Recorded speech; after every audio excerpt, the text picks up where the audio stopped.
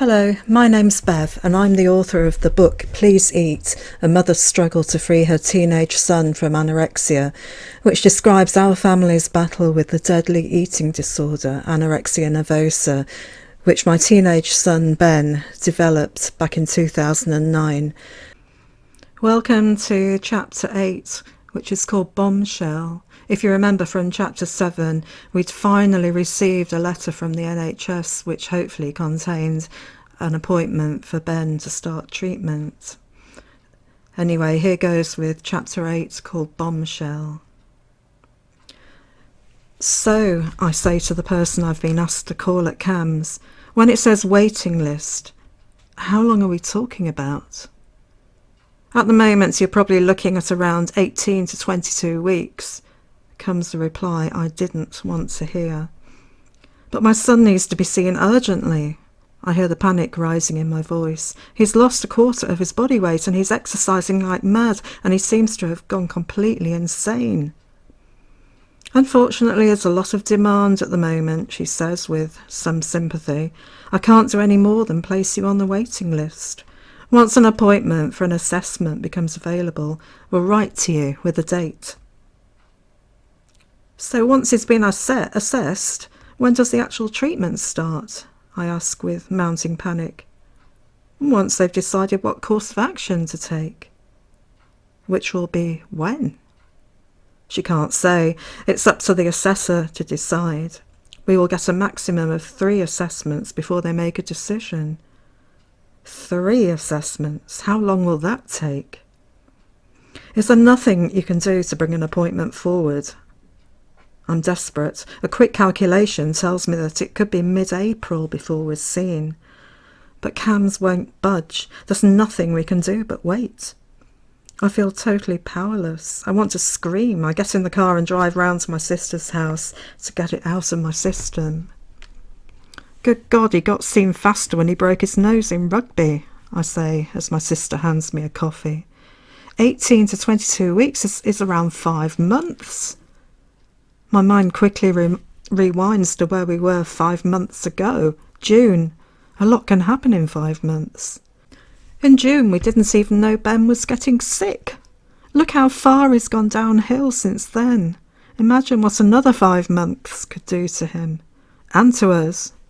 God almighty, Ben could be dead. I think back to the days when Ben was a baby, when the NHS would pull out all the stops to ensure he developed healthily. Midwives, health visitors, baby clinics, GPs, the slightest hint of a health or growth issue, and zap bow, he'd be in front of a paediatrician in an instant. Like the time he appeared to be developing bow legs when he was 12 months old. Now he's a teenager, it's as if they don't care. The crazy thing is, I cry, he's the same human being. And this time he has an illness which could kill him. What's not urgent about that? I bet if he had cancer, they'd fast-track him into treatments quickly enough. I feel physically sick. Potentially 5 months to wait until treatment. 5 months during which time who knows what could happen. And who's to say the treatment will work right away, I say. What if it doesn't? What if Ben spirals even further downhill? My mind starts to go to dark places. Have you thought of going private? Alison asks. At least it'd provide a stopgap, and hopefully it might even prevent things from getting any worse. Who knows, it might even work. Suddenly I remember we've got some private medical insurance, a perk that comes with Paul's job. I call the insurer the moment I get home.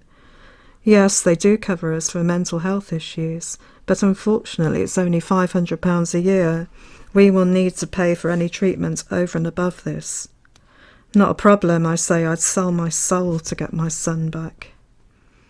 If money is going to be an issue, we're happy to pay for some of it, Alison says when I call her back with the news. I can feel myself filling up. I want to hug that generous sister of mine. I've got some savings too, I add, and I'm sure Mum and Dad would help, and Paul's parents too. But I can't stop being angry. The irony is that in a country with a free National Health Service, we're being forced to go private to rid our son of an illness which I'm quickly realising has the power to kill him. It shouldn't happen, but it is. The next day I sit in the school car park waiting for Ben to finish classes, drumming my fingers on a notepad where I'm making notes and adding up my savings. Where do we find a private therapist? How do we know it will work? Paul and I are completely new to this, yet here we are facing the prospect of finding urgent, life-saving treatment for our child, but we don't have the first idea where to start. The school bell rings and hordes of teenagers flock out of the building, laughing and joking, some throwing a rugby ball around while the others swing on the railings. One boy kicks a football so high it lands on the sports hall roof. The deputy head swoops in to give him a quick telling off. Just another normal school day, I think to myself, looking out from my surreal bubble. Then Ben appears, a solitary figure loitering far behind the others. His pale, bony appearance contrasts with the other boys. Remember the days when he'd be laughing and joking with them, kicking a rugby ball around as they headed for the pitch on match days. As he climbs into the car, his face has a haunted look and his blank eyes are framed by dark rings. I daren't ask him how he got on at school. "Just drive," he commands in the slow, deep, dangerous tone I've come to dread. I feel the tears beginning to prick behind my eyes as I'm ordered around like a servant. Ben sits in silence all the way home, staring at nothing. Once home, he sits in the car. I get out and open the house door, but he's still sitting in the car, still staring at nothing, with cold, wide eyes. I go into the house and potter around a bit, my stress levels getting higher. Ben is still in the car, and he's still staring into space. Suddenly the car door slams and Ben crashes into the hallway and clambers up the 2 staircases to his attic bedroom where he slams the door. I sit on a stool in the living room, head in my hands, tissue box within reach. Is there ever a day when I don't cry? As a family, we eat our evening meals at the dining room table. We like to get together and talk about the day without the distraction of the TV. We even eat at the table when it's just Ben and me, but with the anorexia demon at the table as well, meals have changed beyond recognition. I'm already in a state of high anxiety, wondering what the trigger will be this time. Maybe the food won't be hot enough, or there will be a danger food on his plate, or, more often than not, the portion will be too big or too small, and it will throw him into confusion. Perhaps the combination of foods will be wrong. One day, for instance, I produced homemade veggie burgers in a bread bun with home-cooked oven chips. The demon doesn't like it, and Ben brings his fists down on the dinner plate, smashing it and making the food splatter around. Oh hell, it dawns on me, I put breadcrumbs in the burger. Bun plus crumbs plus chips equals too many carbohydrates in one go, and boy am I being punished for it now. I can always tell when things are about to erupt. Ben's face reddens, and then he quickly glances from one item to another, weighing up the situation. For a moment he's silent. Then he suddenly slams down his knife and fork, bashing his fists on the plate and sending the food flying, before storming out of the room. Outside in the hallway, he stamps and crashes around, thumping things and smashing his head against the wall while howling like an animal in pain. Then he hurtles up and down the hallway, banging, crashing and wailing, before disappearing up the stairs to his bedroom and slamming the door. Meanwhile, I'm left sitting at the dinner table, looking down at my food. I can't eat. I can't do anything except get annoyed at the hot tears I'm allowing to stream down my face. I sit there, with my hands over my wet eyes, my head thudding. another box of tissues at hand. These days I have a box in every room. 10 or 15 minutes later, Ben comes back into the room silently, almost like a sleepwalker. He sits down, robotically picks up his knife and fork, rearranges whatever mess he created earlier, and resumes eating in silence. I am silent too. I daren't say anything in case it sets off the demon again. I've lost my appetite. The food tastes like cardboard, but I can't afford to leave any food on my plate when I'm eating with my anorexic son. The rest of the evening is a mix of violent tears, hysterics, and more of the long drawn-out, low-pitched animal wails. I didn't know it was possible for human beings to make a sound like this.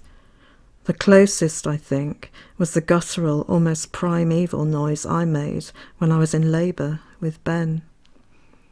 I attempt to talk things through with him. Sometimes it works and sometimes it doesn't. If it doesn't, then the scene will carry on well into the night. But I know that whatever I say, or whatever positive action Ben may agree to, everything will be forgotten the next day. It isn't that he doesn't want to keep his promises, he just can't. The demon won't let him. The next time I get a free moment away from Ben, that brief period between getting him off to school and receiving the first communication of the day from Sheila or from Ben, I begin my search for a private therapist. Blimey, I think this is going to be even harder than I thought. I'm stunned at the sheer variety of different therapists and approaches used to treat eating disorders. Psychiatrists, psychologists, counsellors, New Age therapists, hypnotherapists, therapists that only treat adults, and a bunch of acronyms as long as my arm. CBT, NLP, TFT, DBT. Oh, and because I want to claim on our health insurance, I have to get a GP's referral. The therapist also has to be on their approved list. I can't choose just any Dr. Tom, Dick or Harry. The thing is, I still have no idea where to start. And what if, in my ignorance, I spend all our cash on a treatment that doesn't work? But it's not just about the money. The treatment we choose has to work, period. Over the next few days, I begin an intensive cramming session on anorexia. I send off for books, call helplines, scour the internet for information, and spend a lot of time talking about eating disorders with the school nurse. But even then, I can't help but feel I'm just scratching the surface. Basically, I haven't a clue what kind of treatment Ben needs, or where we will find it, or when we do eventually find it, how that treatment will work. How long, I wonder, does it take to talk someone out of their anorexia and get them to eat? Heck, I don't even know the difference between a psychiatrist and a psychologist. How on earth can I be expected to make an informed decision about which life-saving treatment is best for my son? That's the end of chapter 8. At the end of this video, you'll find an in-video link which will take you to chapter 9, which is called Going Private. I look forward to seeing you there. Thank you for listening. It would also be really good if you could like this video, and you can subscribe to my channel by clicking the subscribe button below. Oh, and don't forget to visit my blog. You'll find the link below. You'll also find a link to my website where you can download PDFs of my blog for free.